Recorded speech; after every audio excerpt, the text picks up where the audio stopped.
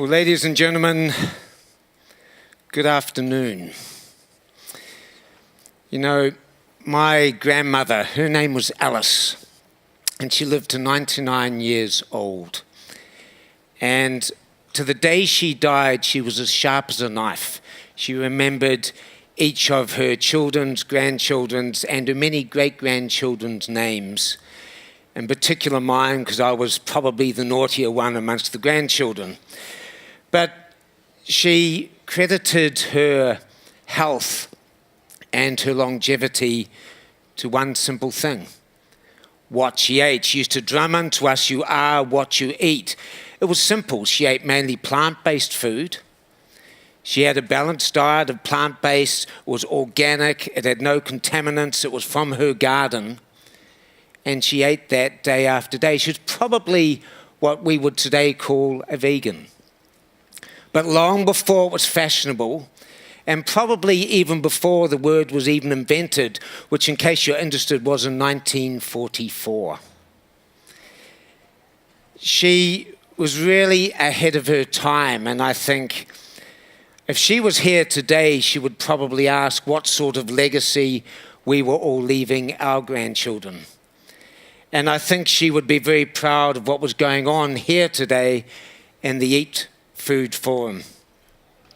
And the question is, what can we do about it? Now, the question that some of you may be asking is, why am I here in this eminent company of royalty, academics, scholars, scientists, some business people? And I'm the first to recognize that I'm not an expert in food systems.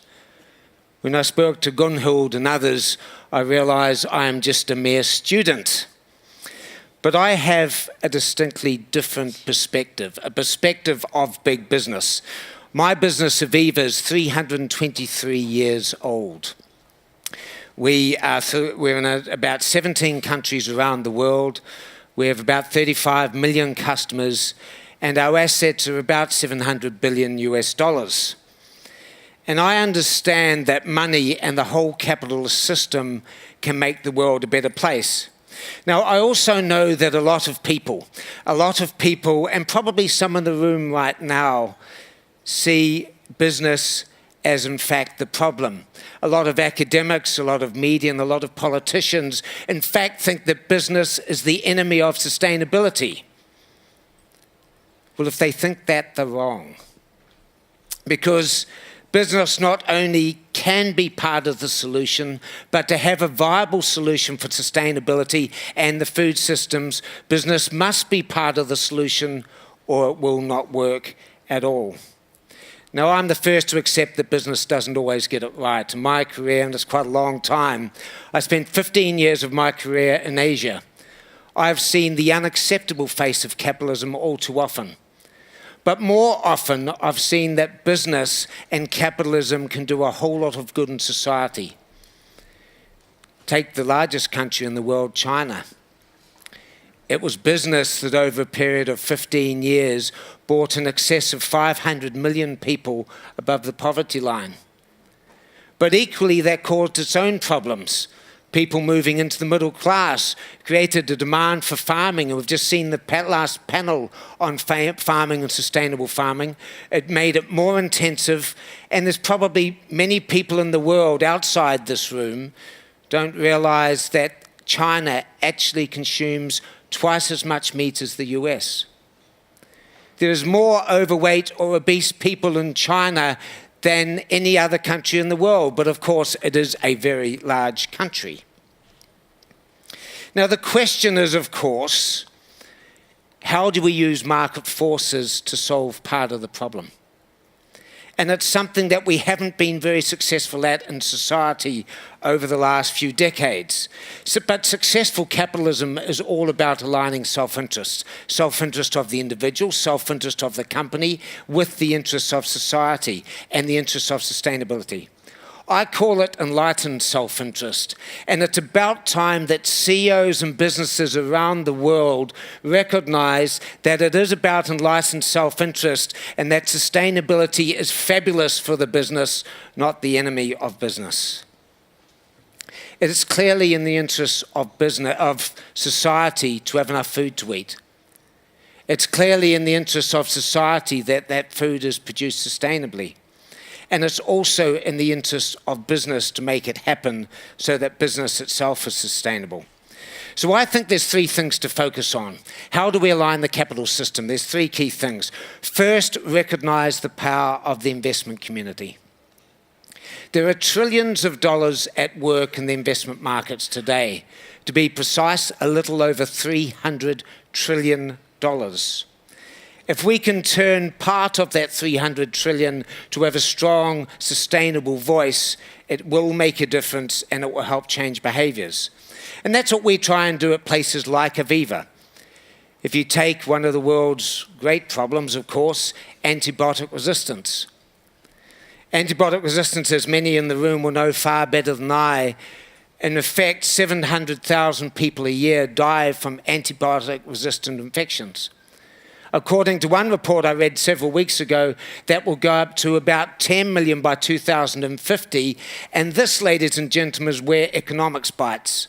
Because by 2050, the cost of the antibiotic resistance, if unchecked, will be in excess of $100 trillion.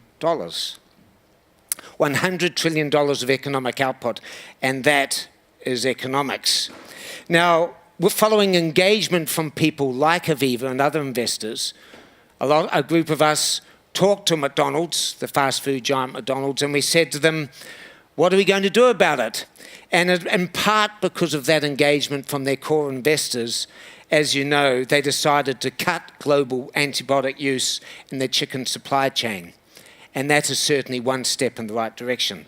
The second thing we need to do is give responsible investors like us, the ammunition we need. We need NGOs, we need think tanks, we need people like you to keep us informed in a simple way we understand. Tell us the risks, tell us the economic risks, risks like the scourge of plastic pollution and the impact on oceans that we heard about yesterday, or the nightmare scenario of disappearing pollinators, those humble bees we all rely on. Investors need to know that 8 million tons of plastic, 8 million tons leak into the oceans every year. Investors need to know that the environmental costs of plastic packaging exceed $40 billion a year.